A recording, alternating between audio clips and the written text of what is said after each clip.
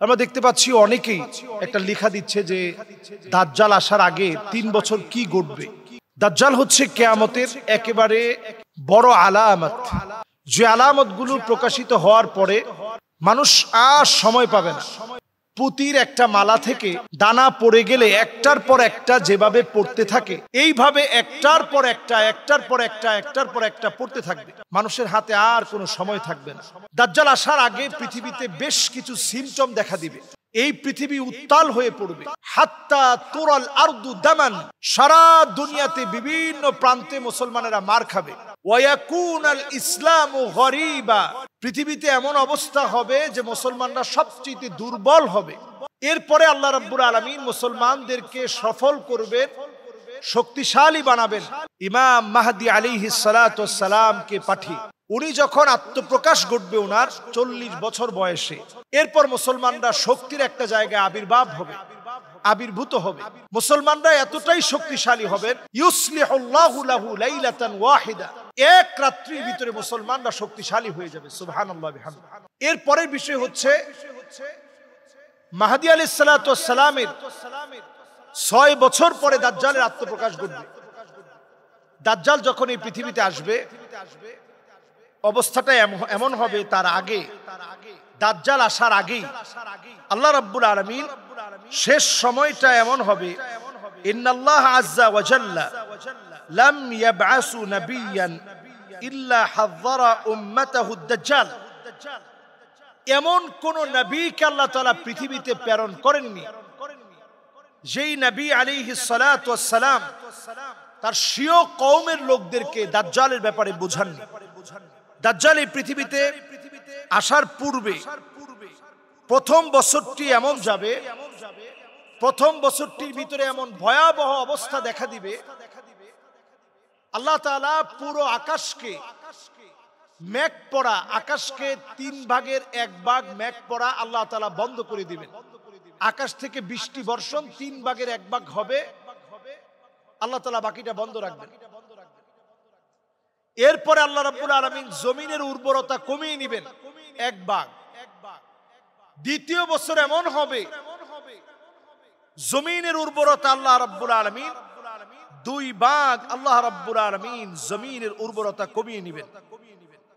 এরপরে আল্লাহ রাব্বুল আলামিন এমন একটা সময় দিবেন, জমিনের উর্বরতা পুরোপুরি কমে যাবে, দুর্ভিক্ষ দেখা দিবে।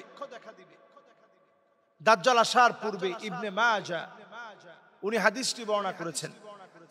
এরপরে দাজ্জাল এসে দাজ্জাল যে কাজটা করবে, ফালা তাবকা লাহুম সাইমাতুন ইল্লা হালাকাত, জমিনের অধিকাংশ জায়গা কেমন যেন ধ্বংস হয়ে পড়বে।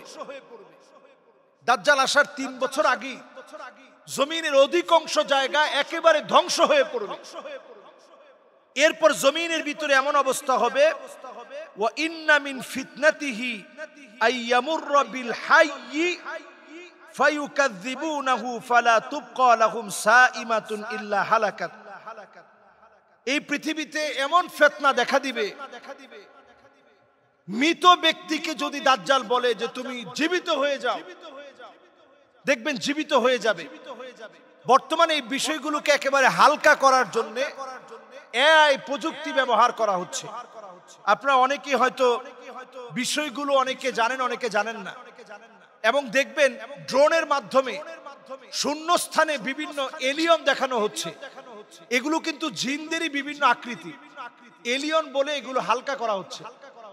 দুষ্ট জিনদের বিভিন্ন আকৃতিকে এলিয়ন বলে এখন চালিয়ে দেওয়া হচ্ছে। এরপরে আসুন, দাজ্জালের ৩য় বছরটা এত ভয়াবহ হবে, চতুর্দিকে দুর্ভিক্ষ লেগে যাবে। হাদিসের ভিতরে আসছে, ওয়া ইন্নাহু লা ইয়াবকা শাইউম মিনাল আরদ ইল্লা ওয়াতাআহু ওয়া যাহারা আলাইহি ইল্লা মক্কা ওয়াল মদিনা লা ইয়াতিহিমা মিন নাকাবিহিমা। নবী আলাইহিস সালাতু ওয়াস সালাম বলছেন, মক্কা মদিনা শূন্য হয়ে যাবে, এত ভয়াবহ পরিস্থিতি সৃষ্টি হবে, ক্ষুধার তীব্রতা এত বেড়ে যাবে, মানব শূন্যতা দেখা দিবে। সেই সময়ে দাজ্জালের হাতে থাকবে রিজিক, যে লোকটা দাজ্জালের কথা বিশ্বাস করবে সে রিজিক পাবে।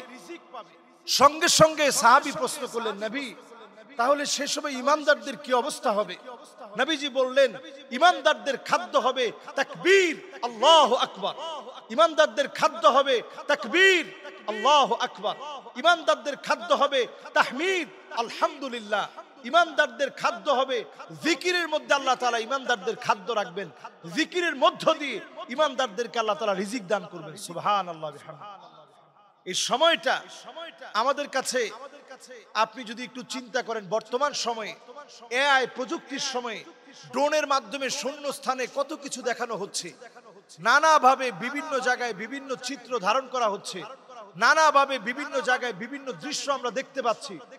এমনকি আমরা চ্যাট জিপিটি, এই চ্যাট জিপিটির ভিতরে কিছুদিন আগেও তাকে প্রশ্ন করলে যে সবচেয়ে ভালো ধর্ম কোনটা, চ্যাট জিপিটি সে জবাব দিয়েছে, আমি যদি কোনো মানুষ হতাম তাহলে আমি ইসলামকে বেছে নিতাম। কিন্তু দেখেন চক্রান্ত কেমন। এখন আপনি চ্যাট জিপিটিতে যদি আপনি প্রশ্ন করেন সবচেয়ে শ্রেষ্ঠ ধর্ম কোনটি, চ্যাট জিপিটি সে উত্তর দিবে যে আমি হচ্ছি একটা রোবট, আমি তো একটা মেশিন, আমি তো ধর্ম নিয়ে কোনো কথা বলতে চাই না। তার মানে প্রত্যেকটা জায়গায় সুকৌশলে তারা আপনাদের মন, মাইন্ড, সেটআপ সবগুলোকে নিয়ে নেবে। আপনি ইউটিউবে যা দেখতেছেন আপনি দেখবেন ফেসবুকে ঠিক তাই আসছে। এমনকি অনেক সময় আপনি দেখতে যাচ্ছেন না, ফোনে আপনি সাথে রেখে আপনি হয়তো আপনার বন্ধুর সাথে বলছেন যে আসলে আমার বুকটা ব্যথা করতেছে, আসলে ডাক্তার দেখানো দরকার, এরকম কথাবার্তা চালাচ্ছেন। একটু পরে আপনি ঢুকবেন, দেখবেন অনলাইনে বিভিন্ন বিজ্ঞাপন আপনার চোখে পড়তেছে যে আপনার বুকে ব্যথা করতেছে, আপনি এই ওষুধটা খেতে পারেন, এটা খুব কার্যকরী ঔষধ। তার মানে আপনাকে টোটালি এখন কিন্তু নিয়ন্ত্রণ করা হচ্ছে অ্যালগরিদমের এই যুগে। অ্যালগরিদম ছাড়া এখন বর্তমানে কোনো প্রযুক্তি কল্পনা করা যায় না। এই সময়ে আপনার কোনো প্রাইভেসি বলতে কিছু নাই। সুতরাং বাঁচার জন্য দাজ্জালের ফিতনা থেকে এই যে জুমাবারে সূরা কাহাফ পড়ুন। প্রতিনিয়ত 10টা আয়াত সূরা কাহাফের তেলাওয়াত করার চেষ্টা করেন। আমরা ইনশাআল্লাহ দাজ্জালের যে ফিতনাগুলো আমরা এখন শুনছি, জানছি, এগুলো যেন মাইক থেকে বলা বন্ধ না হয়ে যায়। নবী আলাইহিস সালাতু ওয়াস সালামের সেই বিখ্যাত বিষয় যেটা আমাদের প্রত্যেকের প্রচারে রাখা দরকার। নবীজি বলছেন, আমি দাজ্জাল সম্পর্কে যা বলে গেছি কোন নবী তা বলে নাই।